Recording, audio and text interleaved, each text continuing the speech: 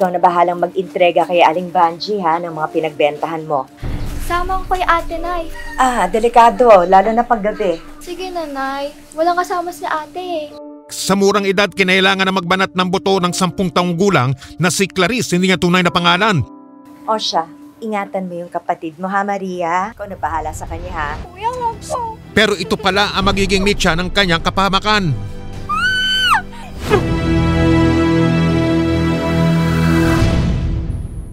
Balot! Penoy!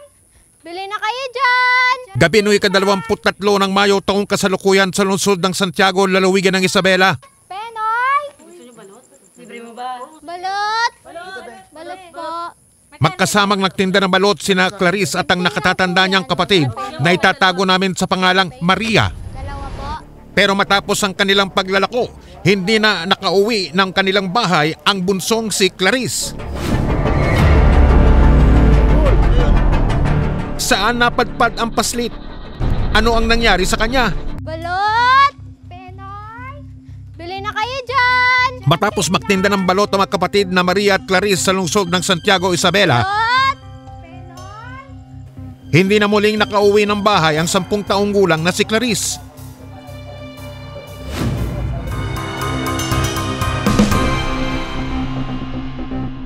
Nagpapahinga naman ng ina ni Clarice na si Rose sa kanilang bahay. Pero laking takot daw niyang na magparamdam ang anak sa panaginip. Sabihin na lang po natin na nung umaga po na yun, nagparamdam na sa akin yung anak ko. Umuwi po yung anak ko. May dugo po siya rito. Anak? Anak, tama na. Huwag ka nang umiyak, tahan na. Nay, si Kuya, pinatay ako. Hindi ko alam kung saan yung katawan ko. Umiiyak siya, "Mama, patay na ako, Mama." Kahit nga rin po kung hindi po ako mapaniwala nung umaga po na yun.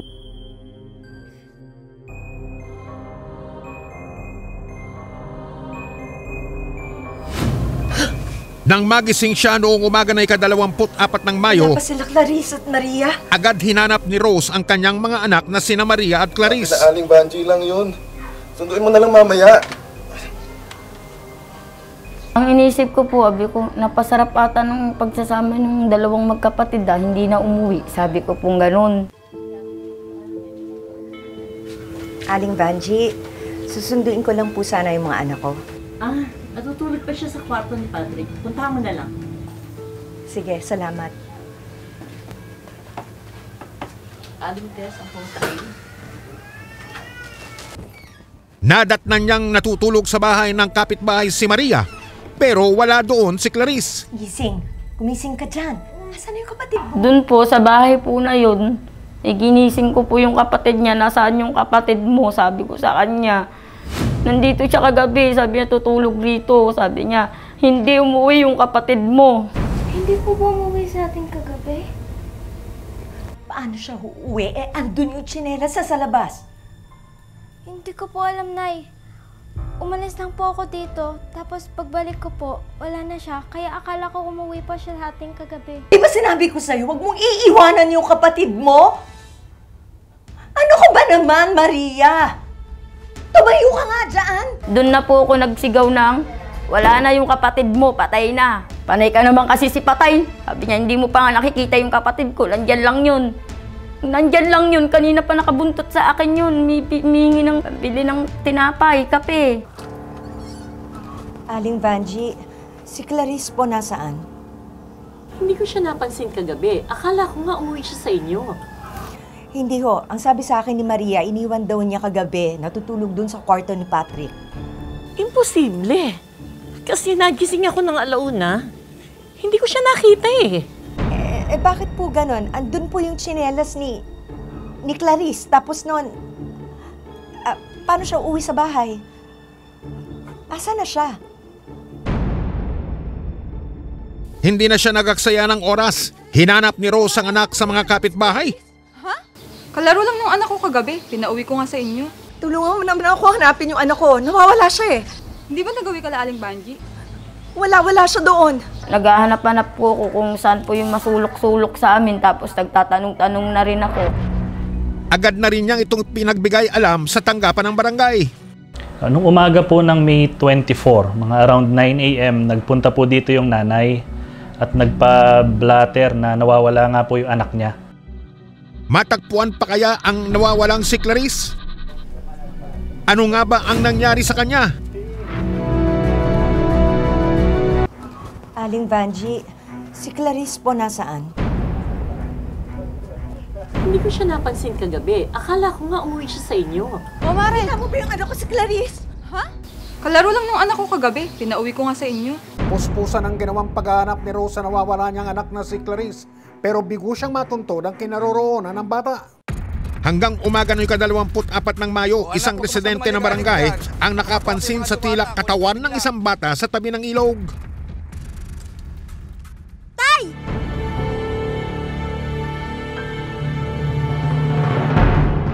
Nang lapitan, kumpirmadong bangkay ito ng isang batang babae.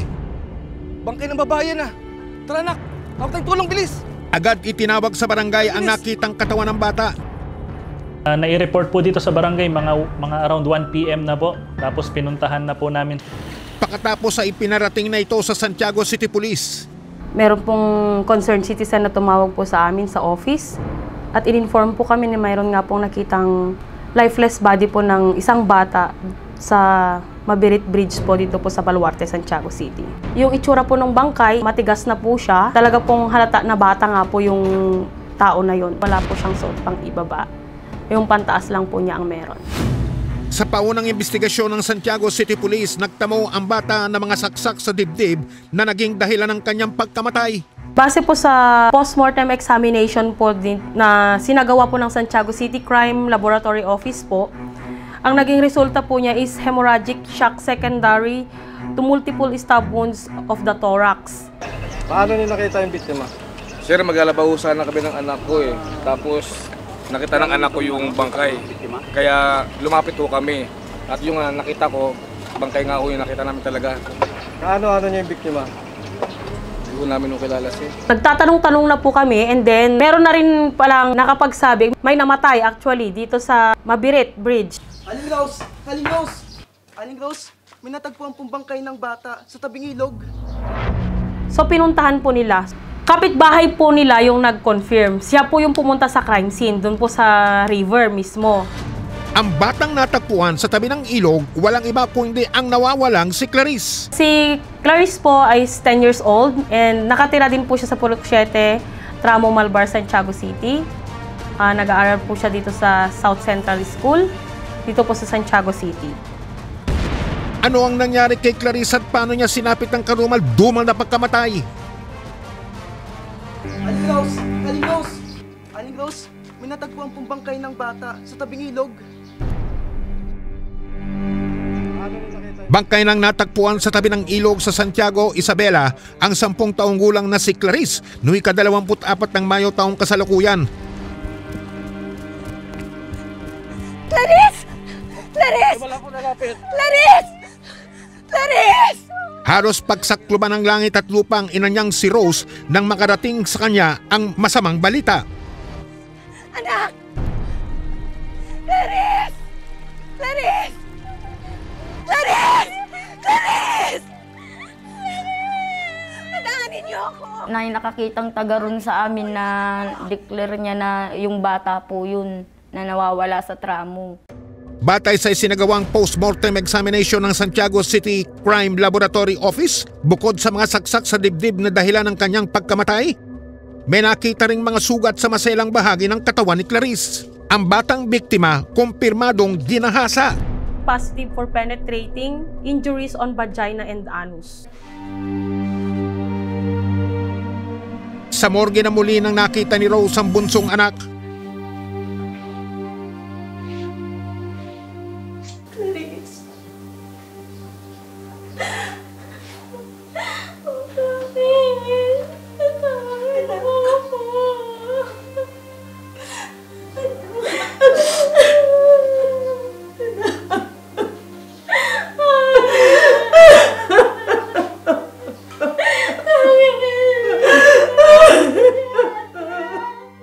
Doon na sa memorial ko po napuntahan yung anak ko po. nakabalkot na po yung ano po, bata. Tapos nakakayang po yung paa niyang dalawa na nakataas. Tapos yung kamay niya nakaganon po. Nakataas din po. Napasuntok po, ganyan po yung kamay niya. Na may ano po, may saksak po siya sa dibdib. Sino ang nasa likod ng krimen? Mapanagot kaya siya sa ginawang pagpaslang at panggagahasa sa batang si Clarice?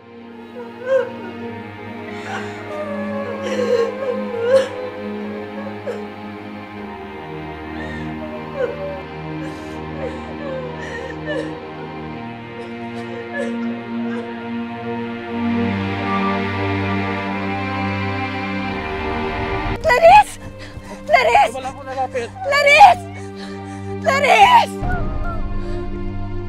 May mga saksak sa dibdib at kumpirmadong ginahasa. Ito ang kalunos-lunos na sinapit ng 10 taong gulang na si Clarice sa lungsod ng Santiago, lalawigan ng Isabela. Sino ang nasa likod ng karumal-dumal na krimen?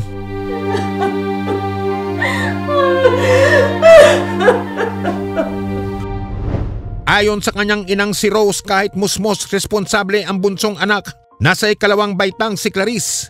Pag nutusan ko po siya, gagawin niya po muna yung pinapagawa ko sa kanya bago po siya na makipaglaro po. Makipunta po dun sa bahay-bahay po na kalaro niya. Alas 5 ng hapon no'y 23 ng Mayo taong kasalukuyan. Pumunta ang mag-iinang sina Rose, Maria at Clarice sa bahay ni Vanji para kumuha ng ibebentang balot. Magandang hapon, Aling Vanji. Oh, Rose, sandali lang, ha? Wala na kulang. Ito na. Kaya abot mo na lang kay Rose yung mga paninday. Oh. Maria, ikaw na bahalang mag-intrega kay Aling Vanji, ha, ng mga pinagbentahan mo. Opo, Nay. Sama ko kay ate, Nay. Delikado, lalo na paggabi. Sige na, Nay. Walang kasama si ate, O siya, ingatan mo yung kapatid mo, ha, Maria? Kwento ni Rose ang kanyang mga anak na sina Maria at Clarice ang sumalo sa pagtitinda ng balot matapos niyang sumailalim sa operasyon nitong Mayo. Mga 2 months o 3 months po kasi pinahinto na po ako. Sa ngayon po, hindi po ako nagbebenta na kasi may opera po ako. Nung gabi yun, sumamang magbenta ng balot si Clarice sa kanyang nakatatandang kapatid na si Maria. Ang bilis naman ng pangyayari. Gusto niyo balot? Libre mo ba? Oo, sige. Balot. Magkano yan, Be? Masarap yan. Balot sa akin, Be. Parang iikot lang po sila ay kasi eto rin pong sa amin, marami pong bahay-bahay, iikot lang rin silang ganyan. Nang maubos sa mga paninda, bumalik ang magkapatid sa bahay ni Vanji. Parang lasang lechon? Lasang isa pala tayo. Aling Vanji? Maglilimit pa po sila ng balot pa yung mga natira kung magkano yung ibibigay po sa kanila. Ito na po yung pinagbentahan ng balot. Halos magulang ko na po yung pamilya. Tinuring ko na pong magulang. Kasi kinupkup nga po ko ng magulang niya nung maghiwalay po kami nung unang asawa ko po. Aling Vanji, pwede po panood ng TV? Dahil naging malapit ang kanyang mga anak kay Vanji, minsang hinayaan niyang manatili sa kanyang bahay ang magkapatid. May TV po kasi doon, nakikipanood po sila. Parang bahay na rin nila po. Sige, bahala na kayo magpatay, ha? Pagkatapos, naantok na ako, eh. Kwento ni Maria kay Rose, mag-aalas 10 ng gabi nang sabihan daw ni Maria si Clarice na siya ay umuwi na. Nanood pa sila ng TV, nakasaklot daw sa kanya yung kapatid niya. Ngayon sabi niya, matulog ka na dyan kung inaantok ka na. Sabi niya ganun. Tingnan mo, inaantok ka na. Sige na, pumunta ka na sa kwarto ni Kuya Patrick. Sige na nga.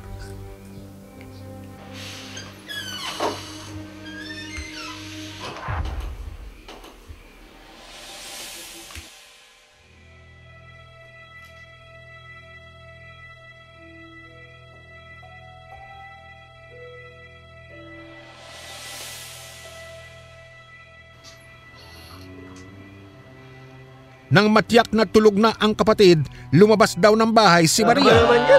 Ang hina. Wala. Nakainuman to. Chat! Tagay! Bas na! Meron pa tayo. Dami-dami pa niyang pareho. Hindi ka na agad tayo. Dami pa niyan, eh.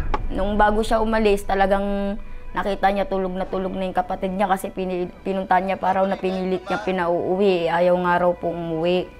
Antok na ako ate, dito na ako matutulog, sabi niya raw, ng bata. Ayon sa investigasyon ng mga pulis, bandang 3:00 ng madaling araw, bumalik si Maria sa bahay ni Vanji. Pagpasok niya sa kwarto, nakita raw niyang natutulog ang anak ni Vanji na si Patrick. Pero hindi na niya nakita sa silid ang kapatid na si Clarice. Inakala raw niyang umuwi na ang kapatid kaya siya ay humiga at natulog na rin. Yung ate po ang bumalik doon ng 3:00 ng madaling araw para tignan yung kapatid niya, pero wala naman na po yung kapatid niya. So pagkakaalam niya, umuwi na sa bahay. Natutulog na. May mga iba pang saksi na nakausap ang mga pulis. Lahat sila nagsasabing nakita nila si Patrick na kasama si Clarice bago nawala ang bata. Sa mga witnesses po na nakakausap, may mga nagsasabi na po na may nag-identify na nakita siya na ganito, may nakitang lalaki na ganito na nakasuot ng sando na yelo. Hindi lang po iisa, 2 o 3 tao ang mga nakakapagsabi nun. Marami po sila na nagsabi. And then i-specify po nila yung mga lugar. Dahil dito itinuring na tinatawag na person of interest si Patrick. Hinanap siya ng mga pulis pero nakapagtago ang binata. Hanggang no'y 27 ng Mayo o 3 araw mula nang matagpuan ng bangkay ni Clarice, sumuko si Patrick. Good morning, sir. Ano pong atin?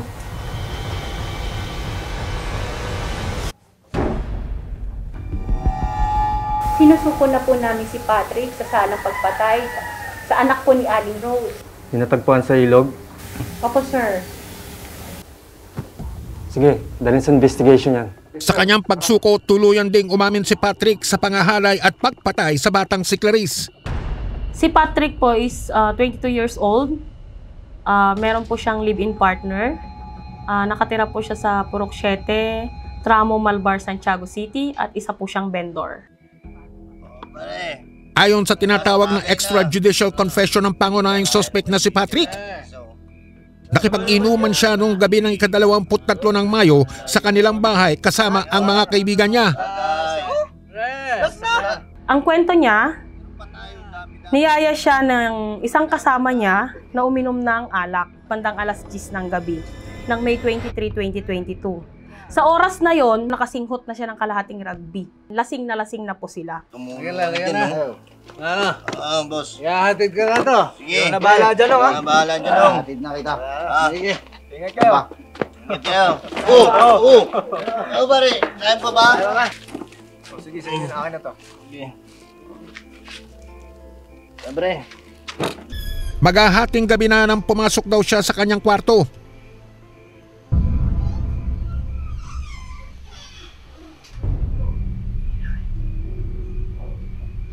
Dito na raw niya nakita si Clarice na natutulog sa sahig. Pasok niya sa kwarto. Nakita niya na yung biktima natutulog sa kwarto nila. Dito sa gilid ng kama. Nung nakita niya yung biktima na natutulog doon, ang nasa isip na niya, ang talagang purpose niya is gahasain yung bata.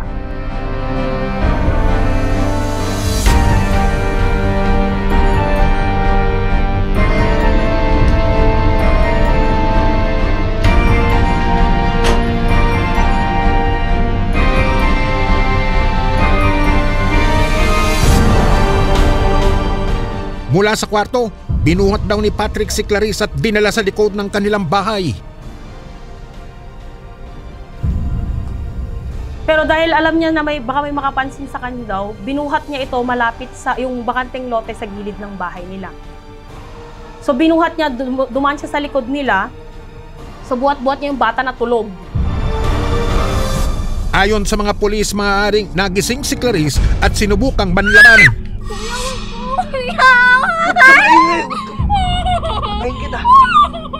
Dito na raw siya pinagsasaksak ng suspect.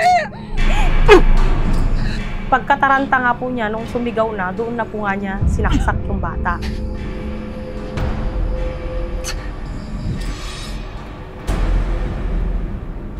Sabi niya, tas hawak-hawak po niya yung bata, yung kamay ng bata habang pinupunit po niya yung punja ng short ng bata. So pinakagitna po niya, pinupunit niya po gamit yung kutsilyo. Ang ginawa po niya, doon na po niya ipinasok yung ari niya ng bigla. As in, biglaan daw po niyang pinasok. Yun po yung naging statement niya.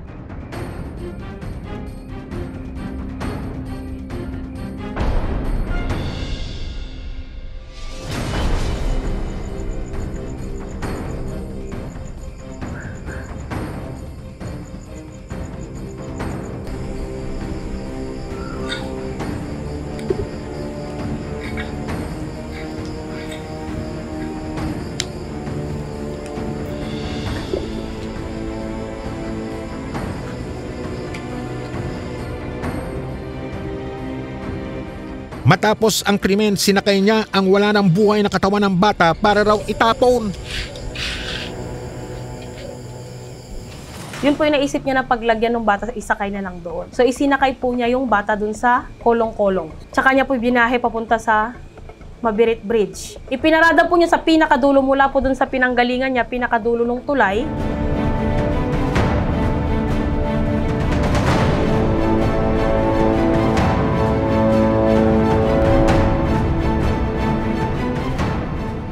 Tsaka po niya binuhat yung bangkay.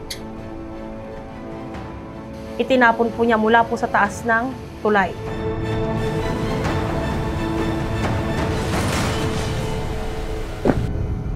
Kaya po may kwan dito sa ulo ng bata based on the medical examination po niya. Mula po doon sa taas, binagsak po siya. Nitong 5 ng Hulyo taong kasalukuyan, inilipat na ang suspect sa kustodiya ng Bureau of Jail Management and Penology o BJMP sa lungsod ng Santiago sa probinsya ng Isabela. Lumabas din sa investigasyon ng mga pulis na nauna na palang inireklamo si Patrick ng pangmomolestya ng mismong nakatatandang kapatid ni Clarice na si Maria. Allegedly, etong tao is ginawa din po niya yan sa kapatid niya. Na momolestyahin po din niya yung bata. Nai-report po kasi ito sa isang station, ma'am, sa Police Station 1 actually. Natapos na po lahat ng mga folder, na i-prepare na po lahat ng kasama natin na police din ng WCPD. Pero iniurong ang kaso matapos magkaayos ang dalawang panig. Kasi sa kanila po, sa family na po ng lalaki sila nakakapit. Kasi kung makikita nyo naman po yung estado ng buhay ng biktima natin, talagang hirap po sila. Ang tanging hangad ng pamilya ni Clarice, tuluyang mapanagot ang may sala para sa ikatatahimik ng pinakamamahal nilang bunso. Hindi pa po ako naging masaya kasi kahit po na sumuko na siya, napakahirap po matanggap na hindi na may babalik yung buhay ng anak ko. Kung ako lang po masusunod, unti-unti niya maramdaman yung ginawa niya po sa anak ko. Na hindi rin sana siya bigyan ng awa po. Ganun po. Kasi hindi niya po binigyan ng awa yung anak ko eh. Masahol pa sa baboy yung ginawa mo sa anak ko.